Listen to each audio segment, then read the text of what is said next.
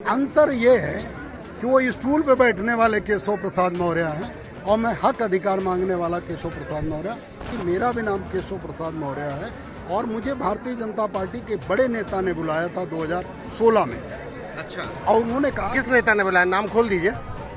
अमित शाह जी ने। महान दल के कार्यकर्ताओं का सम्मेलन आज समाजवादी पार्टी के कार्यालय में हुआ और मुख्य अतिथि सपा अध्यक्ष अखिलेश यादव थे। इसके क्या राजनीतिक मायने हमारे साथ बात करने के लिए महान दल के अध्यक्ष केशव देव मौर्य जी हैं। केशव जी, एक केशव सरकार में है और एक केशव आप हैं, दोनों में कितना अंतर है? अंतर ये है कि वो स्टूल पे बैठने वाले केशव प्रसाद मौर्य हैं और मैं हक अधिकार मांगने वाला केशव प्रसाद मौर्य। मैं एक पार्टी का मालिक हूँ, राष्ट्रीय अध्यक्ष हूँ और हमारे इतने समर्थक और हमारी इतनी बड़ी ताकत है।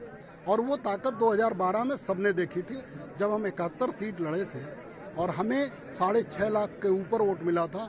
मुरादाबाद की ठाकुरद्वारा विधानसभा में जहाँ सैनी बाहुल्य है वहाँ 48,000 वोट हमारे प्रत्याशी को मिला था। हम सेकंड नंबर पे पहुंचे।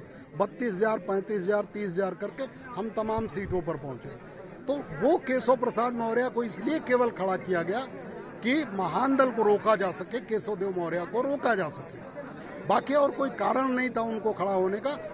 2017 के पहले समाजवादी 2017 के पहले भारतीय जनता पार्टी की किसी भी सरकार में 2017 के पहले भारतीय जनता पार्टी की किसी भी सरकार में कोई भी साक्य सैनी कुशवाहा मौर्य कभी कैबिनेट मंत्री नहीं बना था।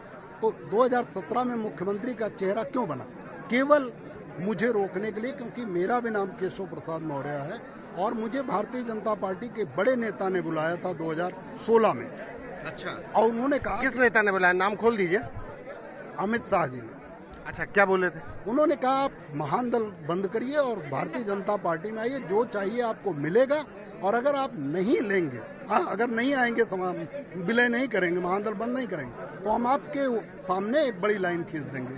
तो बड़ी लाइन का मतलब हमने कहा आप बड़े हैं। विलय की बात हुई थी, गठबंधन विलय की बात विलय की बात पे गड़बड़ा गया मामला। विलय हम तो विलय करना ही नहीं चाहते, हम विलय करेंगे ही नहीं।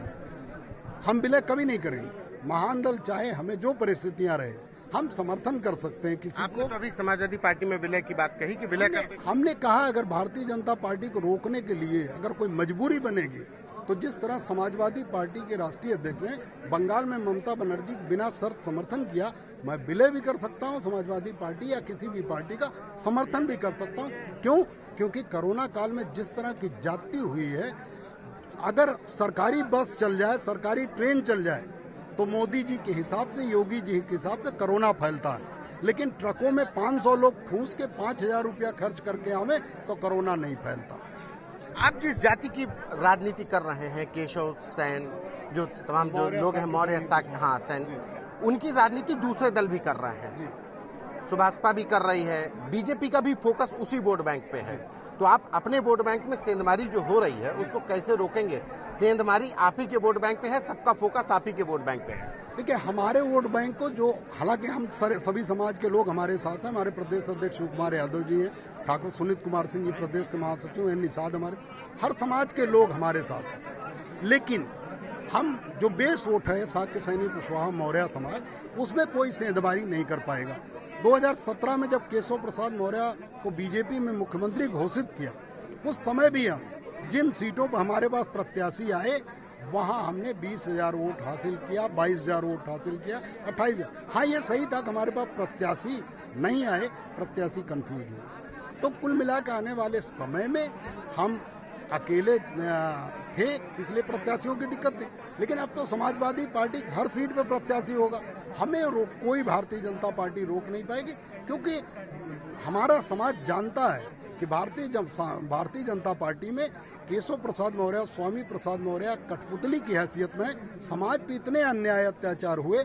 अभी 2 साल पहले कासगंज में चाकू मारा गया, प्रेमचंद कुशवाहा को पूरे परिवार को मारने का प्रयास हुआ, कासगंज में करमवीर साक्य को चाकू मारा गया, कोई इनमें से एक नहीं गया। ललितपुर में देवेंद्र कुशवाहा की हत्या थाने में कर दी गई, निर्दोष था वो, उसके बावजूद इनमें से एक भी आदमी दरवाजे पर नहीं गया। तो इनकी हैसियत क्या? दूसरी इनका क्या हैसियत है, इनकी क्या ताकत है? कि एक बार गोरखपुर में कार्यक्रम था गोरखपुर में योगी जी और दिनेश शर्मा जी कुर्सी लगाई गई और उसी कार्यक्रम में केशव प्रसाद मौर्य के बीच में बैठा गया, स्टूल लगाए, बताया, हैसियत बताई। कलराज मिश्रा ने हैसियत बताई केशव प्रसाद मौर्य को झांसी में, उनका हाथ पकड़ा जब कलराज मिश्रा का, 2 बार कलराज मिश्रा ने झटक दिया और डांटा भी। तो जिनकी ये हैसियत है वो हक अधिकार क्या दिलाएंगे? आखिरी सवाल कि क्या फॉर्मूला अपनाया है? चुनाव में सीट मांगेंगे, जब ये चुनाव में जाएंगे आप लोग भी अपने लिए सीटें मांगे, कितने दलों पे कितनी सीटों पे बात करें? हमने सीटें मांगी हैं और राष्ट्रीय अध्यक्ष, समाजवादी पार्टी के राष्ट्रीय अध्यक्ष, उन सब चीजों को कंसिडर किया। अभी चूंकि वो बातें मीडिया में नहीं कहने के लिए हम भी अधिकृत हैं, अभी मना है कि अभी उस बात को रखा जाए। आंकड़ा दे सकते हैं? आंकड़ा बहुत कम, थोड़ी सीटें 10 के अंदर से। जी धन्यवाद। ये थे हमारे साथ महान दल के राष्ट्रीय अध्यक्ष केशव मौर्य, जिन्होंने फॉर्मूला बताया है कि समाजवादी पार्टी के साथ मिशन 2022 को पूरा करने के लिए साथ रहेंगे और जो सीटों का फॉर्मूला है वो 10 से कम सीटों पर महान दल समाजवादी पार्टी के गठबंधन से चुनाव भी लड़ेगी। कैमरा पर्सन गौरव के साथ संतोष कुमार।